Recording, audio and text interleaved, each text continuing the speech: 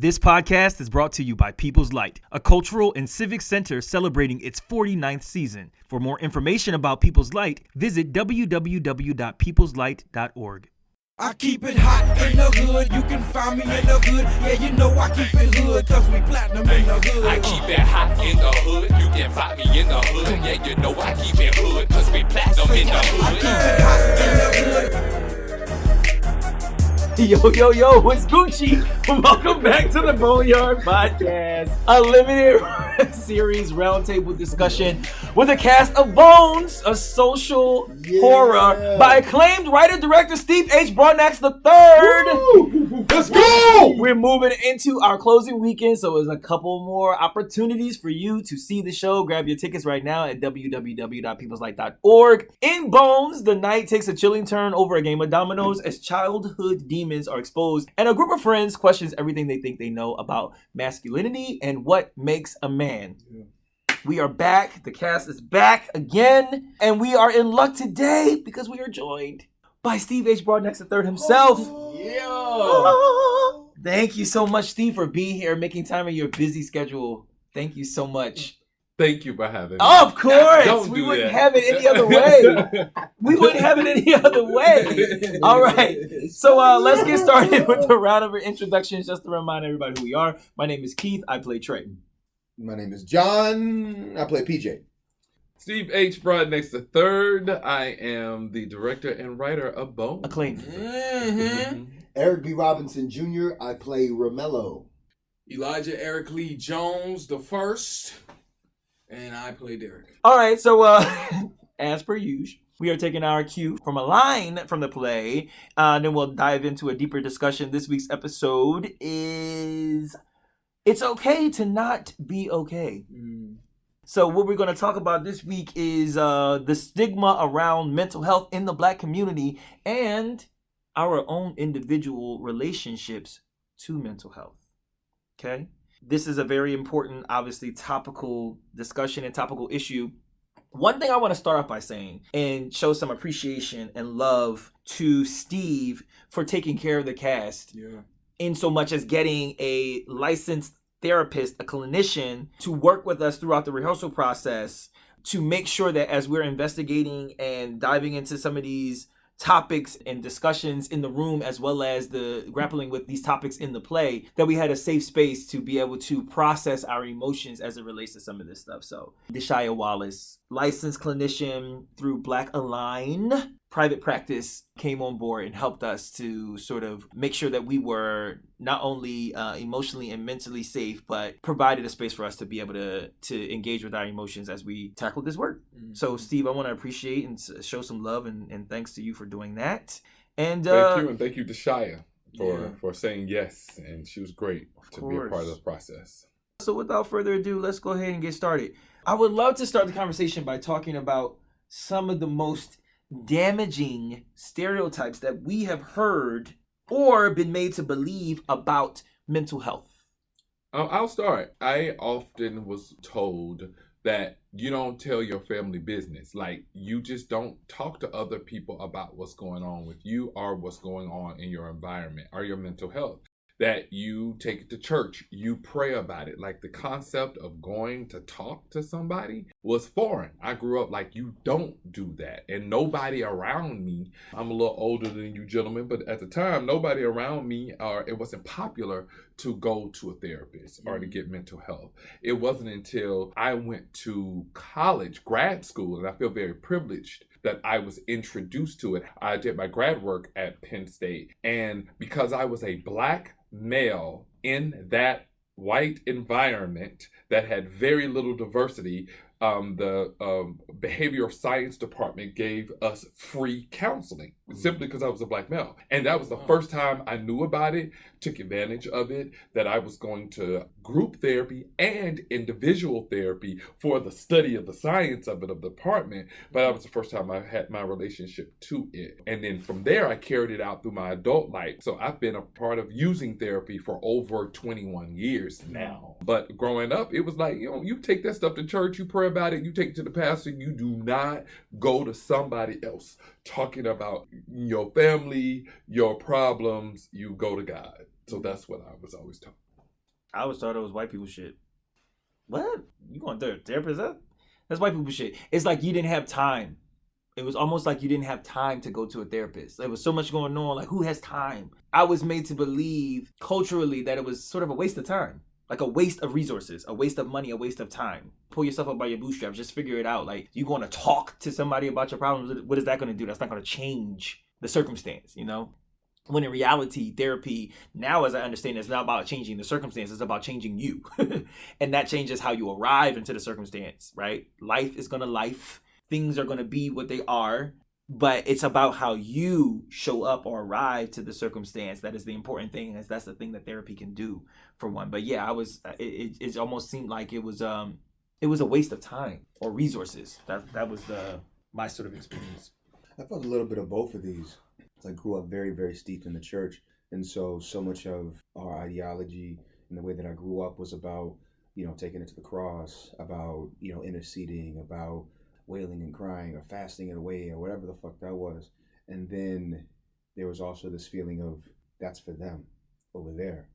And it wasn't until, for me, I went to a school, Columbus State University in South Georgia. It's a public school, but I was one of very few black people there in the theater department. And I lost my father at 19.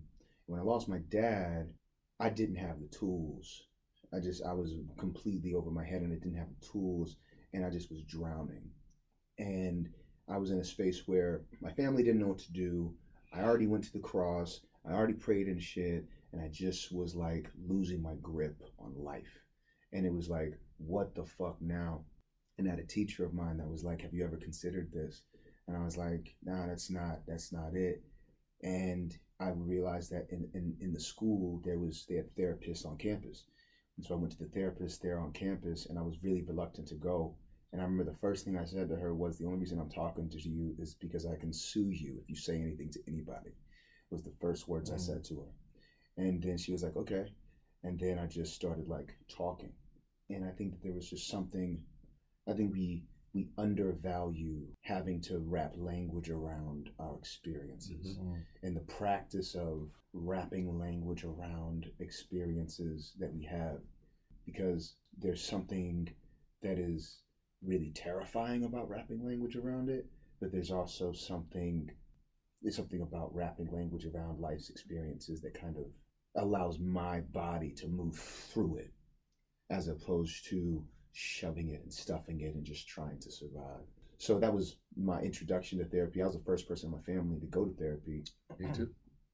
I didn't talk to them about it for years. Me too. Then I was a little egotistical ass nigga who was like, had all these ideas and shit that wasn't really applying them to my life. And I was just trying to like give that shit to my family. And then I remember it was my little brother who checked me. He was like, nigga, not all of us are in school like you. Not all of us got that. So like, how you gonna look down on me for like the shit that I don't know? Like, how you gonna come in here with like on your high horse and with your like words and all this other bullshit? And I was really self-righteous when I got some of these tools, and I was like looking at my family like, oh, you just don't understand. If you would just not suppress your emotions and all this other bullshit. And they were just like, my little brother was just like, chill, you weren't always where you at. And I was like, oh my God. Like, I have to not only be in process, but hold space for others in process. Recognizing that everybody's on their own journey and everybody's at a different sort of point on their journey, and we don't all arrive at the same place at the same time. Facts. What, if anything, can we share about our current mental health journey? If people are open to share. It's ongoing. That's what I'm to say. That it's the current mental health journey. It's ongoing. I find myself coming back over lessons that I thought I learned and learning to give myself grace, knowing that I learned them at deeper levels, hopefully. You know what I mean? I've been working with my therapist now. I'd be like, damn, I'm learning that lesson again. Or God, that one again? Really? And he's like, no, Broadnax, you may go across that lesson again. But as long as I keep spiraling upward and the lesson continues to get, it deepens and I learn from it, then it's okay. That it's okay to tell myself, hey, yeah, you're going to probably come up against that one, for a long time. In my journey of now knowing things that are my triggers, things that have been implanted, like the play, into myself as a child, and these systems of beliefs that are not true.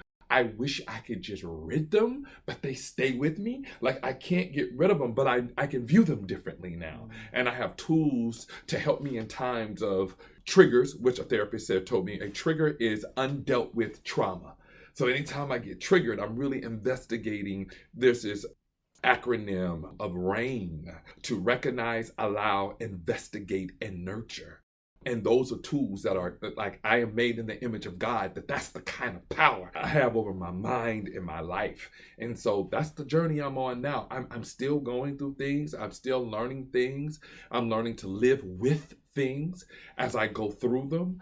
And I hopefully, I think I'm going to be doing it for the rest of my life. But I'm willing, and I have tools now that I'm different today than I was yesterday. Just by the tools I have to get through or cope, or to change my system of beliefs when my mind goes whack. I have tools now. So that's where I am. I feel like I'm around a bunch of fully realized niggas. Cause I'm far from it. I've never been to a therapist. I have always sought wise counsel. And it's funny. I wonder if my dad, I don't know if he has, but I feel like he gave me a lot of tools growing up. But now that I'm thinking about it, it's interesting. John was talking about language, how we undervalue language, because for me, the tools that I have are physical. Whenever I feel, I have an awareness whenever something comes over me, right? It's funny, I don't have the language for it, but it's a feeling, right?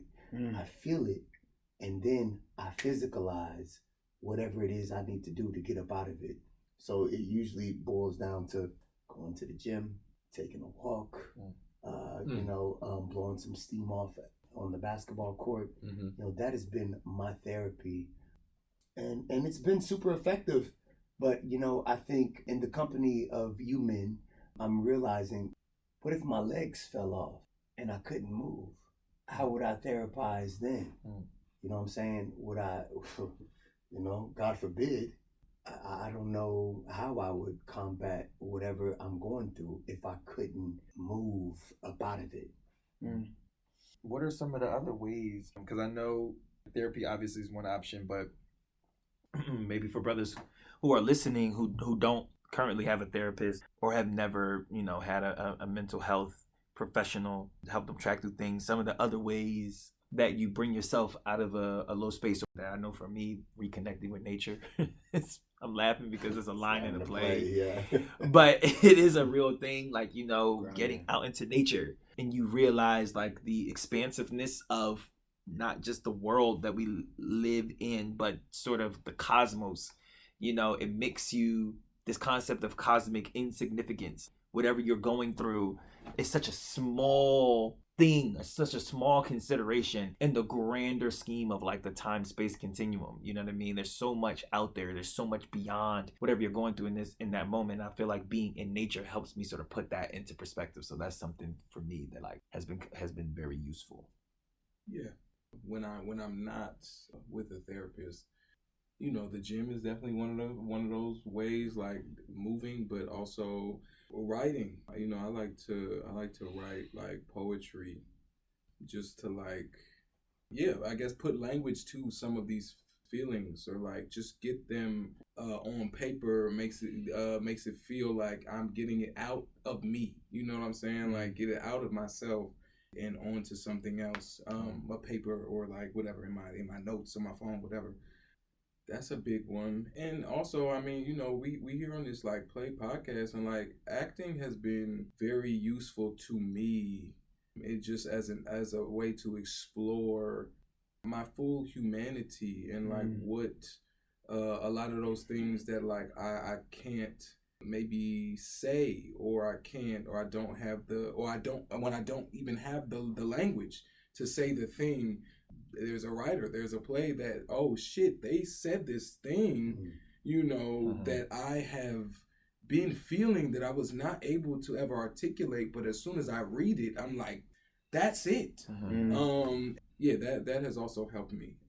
It sounds like across all of our different experiences or all of our different approaches to mental health, what I'm hearing as the sort of resounding things are, it can be one of multiple things, right? Like it doesn't look the same for anyone, and it doesn't have to fit into any one category, right? Mm-hmm. One avenue is seeking out a mental health professional and talking through your feelings, your emotions, and verbally tracking through with someone, whether a mental health professional or otherwise, what those emotions are. There's also the physical component of it, which is, let me go and physicalize, whether it's gym, whether it's sports, whether it's whatever. There's also the component of writing or you know, sort of journaling, as a lot of people talk about as a way of attacking or approaching mental health. And then there's the getting into nature. I see that as more like a sort of a meditative kind of experience, right? Like sort of the grounding yourself, meditating. But all of those things, the through line with all of those things is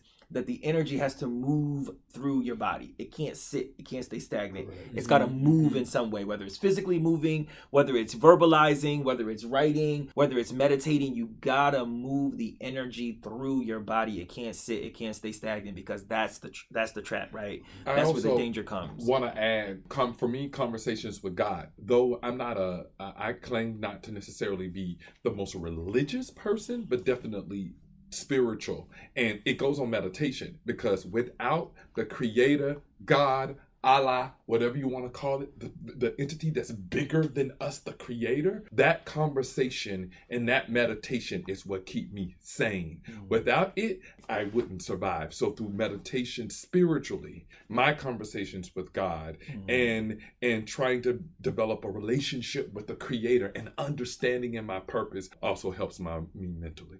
I want to say there's like parts of all of these ways, all of these, I say almost like this, you know, with acting, we have tools, right? Mm-hmm. We do these things, and some of the times the tools are useful, sometimes they're not, but we have them. And I feel like a lot of these tools I use in different times, in different ways, and different, like, you know, and they're like conversations with God, spirit. It's taken me time to release that from the Christian context, and to be able to go like, okay, but what is God to me? What does that look like? What does that feel like? What is that? And to your point, you said this thing earlier, Eric, that I just want to, it's just, you said it, and it really, you said you were around a bunch of fully realized niggas. And I just wanted to take a moment to just like hold that, because the thing that you also said right after that was, you talked about you having this understanding physically in your body, and understanding what your body needs, and being able to go do this or go do that or go do this or go do that. And I think that sometimes for me, the idea of like cognitive behavioral therapy has been really useful in some ways, too. Right? And I feel like there are ways that I get so caught in my head. I get locked in my head trying to find language, trying to find ways of like wrapping language around things, and I disassociate from my body. So my journey right now in my mental health journey is about being in communion and conversation with my body and reconnecting with it, and being able to like breathe into it, being able to be like, okay, so as I'm relaxing, you know, there's this guy, his name is Resma Menachem, and he has this book called My Grandmother's Hands. And this book, I read it during lockdown and quarantine, and he just had this really beautiful way of talking about how trauma and these different, how it lives in the body. And how triggers, right? Triggers, these we have these like pockets of energy basically all over us based on different moments in our lives. And like things happen and they hit us in a certain kind of way. And we have these, and when the triggers get hit, like that thing that didn't move through us, right? That undealt with trauma, which is energy in the body that hasn't moved through. Because as Black men, we don't get there's not really permission really to like let something happen in real time and move through us. Because like that's where I go, okay, well, if this moves through me in real time, maybe that's anger, maybe that's sadness, maybe that's joy, but how many spaces do I feel safe to feel all of these things? So I just like hold that shit and store it, and I keep my stoic ass face on and just keep living. But you know what I'm saying, like these tools, you know, allows me to, and I guess I'm coming back to what you said, Eric, about like the body, because the body is where everything is stored. Right. Like that is, and so you being in conversation with that, you being intimate with your body and being able to go, what is my body saying? Whether you have the language or not. Mm-hmm. Like niggas spend their whole lives trying to get to the space where they can be like, what is my body telling me that I need to do? Mm-hmm. And it's like when you have that, when you are intimate with your body like that, that's a beautiful thing. And when you're intimate with your body, because I think that's dope. What is your body telling you? But also, what is your emotions telling you? Because they are signs as well. Mm-hmm. Emotional literacy. If you can figure out what's been helpful to me, it's going to okay, what does this emotion tell me? Anger, sadness, and there's a range if you look it up on the emotional wheel of what emotions we have, and they're just signals in us to tell me, oh, this emotion may be a sign of loss, and I think I'm about to lose something. Mm-hmm. So not only the physical can be signs, but your a understanding of emotional literacy of what your emotions, when you feel, that can also be signs of what's happening in your body. Absolutely, absolutely. I think that sometimes I'd be like, sometimes because I don't have the language. Yeah. Sometimes, and it feels like a steep hill to like get all of the language. I feel shame inside of myself in trying to communicate what I'm feeling. I hear because that. I don't want to communicate it in the wrong way. I hear that. I don't want to communicate it in a way that like alienates people or that isn't exactly the right word. Yeah. Mm-hmm. And because language is, everybody, you put language into a space and everybody has a feeling about that language. Yes. I could say grief and it means something different to everybody. Correct. I could say like shame and it means something different to everybody. Mm-hmm. But like when I get intimate with like, I think it's more of an internal thing sometimes of being able to go like, if I were to release myself from the burden of language, and I were to just like allow myself to feel what that is, can I feel shame? Mm-hmm.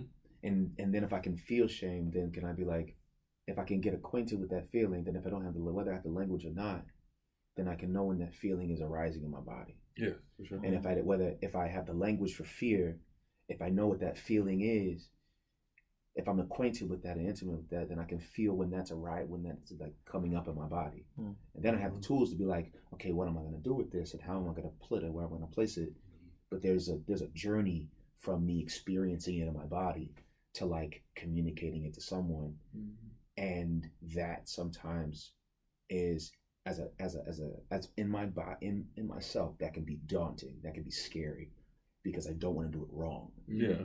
And I don't want to like, specifically if I have like an intimate person or partner or nieces or nephews or whatever, there feels like this pressure to get it right because it's not just like a benign thing. Right. Me, a black man in my body feeling a thing that's loaded. Mm-hmm. That's loaded in every space, let alone the spaces where the people count on me, they love me, where they're counting on my like strength or they're counting on this version of me. And I don't want to let them down. Mm-hmm. And so there's that intimate conversation with myself inside of my body. And there's like, and that's where that meditation, for me at least, that comes in because it allows me to kind of be, I had someone tell me this, gave me a picture one time of like this long ass table and all of these versions of myself are at it. And like, sometimes I feel like in my life, I'm sitting down when I'm meditating or whatever, and something big is happening in my life, or in something could be not happening in the world, but like big is happening in my body. It's like I'm sitting at the table and one of these niggas is screaming. Like one of these niggas at this table is wilding. And I have to be like, all right, so like, what are you doing? What are you trying to say? What are you doing? What is that? And, I think that's also the gift of safe space, like black men having safe spaces where we're just the people there, where we can be like, share shit with each other. And like other niggas can be like, whether the language is there or not, there's a vibration to it. Mm-hmm. And we can go like, yeah, I understand. Mm-hmm. Or we can, this is the way that I move through that or whatever, but it doesn't necessarily, yeah. Anyway, that's thank you both, everyone actually, for sharing, because it's so interesting to sit in a circle and have a pointed and intentional conversation about mental health because everybody has a different experience with it, you know. But the through line that I'm hearing is, no matter what, move the energy through your body in some way, right? That's the key. And it can look different. It doesn't have to look like one particular thing. And that is something that I learned, as well as it's okay to try different things on. See what works for you. Even if it's a therapist, you know, not really, after a couple sessions, not really feeling this therapist. That doesn't mean abandon the whole thing. It means just do something else. It's like dating, you know, you got to try it on and see what works for you, see what fits for you, because it is about you. When you're moving into a space about mental health, about self-actualization, it is about the self. So whatever is necessary for the self to be whole, for the self to be comfortable, to share these different kinds of things is important. So so for anybody who's listening, who may be struggling and not know where to go, or not have a direction, taking that first step and starting and knowing that the first thing that you tried, even if it doesn't work, even if it's not, in quote, successful, try another avenue. You know, try another therapist, try another mode or modality, try another, you know, sort of technique, if you will, to engage with that, because at the end of the day, the energy has to move, and if we do nothing about it, the energy won't move. I'm gonna throw the name Tar Brock. I was trying to remember her name Tara for RAIN, the acronym RAIN. She came up with that. Tara Brock. All right, everybody go out there, Google it. Google it. Google it. Another line from the play that we're not going to discuss right now because we got to move on. We got to move into the vibration. Thank you, everybody, for sharing some really deeply personal stuff in such a public way. That costs a lot. So I'm grateful. I'm sure people who are listening will be grateful as well. And quiet. But this is our last. This is our last episode, guys. The last This is episode. it.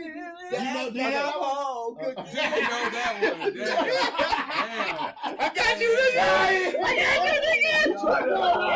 Put it out there on the podcast. But in honor of our last episode, you know, like high school. It's the end of the year. Oh man. So it's time for the yearbook. We're gonna play a little game called Most Likely To. Oh my God. Okay? So I'm gonna read a prompt. And you niggas are gonna say who is the most likely to do the thing. Out of us? In the room? Yes, out of us. Oh, okay. It's always about us. because you know this is. Yeah. I don't know what this stuff is. It's You know, about us. controversial things. All right, here we go. All right, are we ready? Most likely, See, you laughing already. stop, to be late to rehearsal. Keith Yeah, I would say Keith. or Steve. Oh, Keith though. I would say me. I would say Keith. I would say me. I would say Keith. By a couple minutes. Yeah. It's unfortunate, but Yeah. it's Y'all. And the like reality. walking in. Yeah. And I am who I am. Would you say what? And walking in. Yes. That's fine. All right. Okay. Most likely to forget lines. Y'all better not say me. John. I mean, you have a lot of lines, though, so it's understandable. You got the most, though it makes sense. But you know, I would say John. Okay. It's funny because you see it when John forgets. You see it on that nigga face. I be like this. What you You say? wanna do it, though. Elijah, You wanna do it, though. I love because you have this phrase that you use, like "let him cook." Let him cook. Let him It's such cook. an He empowering cooking. way. Yeah. Yeah, When see somebody's it? finding It's it, you're simmering. like, "Let him Let cook." It's simmering. Okay, he about to I get love it right now. Let him cook. All right. Who is most likely to get the party started? Oh, it's Eric. Eric, for Yeah. sure. Easy. Okay. Easy. Don't act surprised. Easy, for sure. Most likely That's to an get the insult party to your energy. Big E. All right. Who is most likely to leave the party early? Steve. I would say you. Me. Keith ain't even gonna show up to the party. Yeah. He said he going to Chickies and sleep. Facts. You have to show up. Chickies and sleep. Hey, yo, I love a good nap. Okay. Who is the most likely to be? Oh, so who's likely to be the most active in the text thread? In the text. In the Oh, text Keith. thread. That was a. That's Yeah, key, right? You be Y'all giving me a whole lot of Nigga, that's I mean, you. who's situation. You be texting and you be like, ice. Ice. Because you niggas don't respond to things. And we appreciate your activity, though. Who is the most likely to not respond to text message? I'm saying all you niggas. Yeah. Really, Steve? I know. Yeah, Steve. Yeah, definitely Steve. Definitely Steve, for sure. 100%. All right, who is the most likely to buy their first round of drinks? John. Okay. Okay. Or Eric. I think it's Eric. Actually. Eric? I would say I didn't Eric. think about it. I didn't think about it twice. Yes, Which one get of the y'all party two? started. Yeah, I Yeah, think that's it probably. is I think getting that's the Eric. party started. But Yeah. I'm not buying you niggas drinks. I was like buying a round that's of why I drinks said is not John. necessarily getting the party started. Like No, Buying a round buying is- a round. Not Yeah. okay. buying the first first first round. round. It's getting the party started. That is. Okay, so you doing it? At Chicken and He Pizza said Night? not us. He's not buying other drinks, but I'm not All right, buying those drinks. who is the most likely to Who's not the come most about the likely? pockets? not come out about the pockets. Keith. No.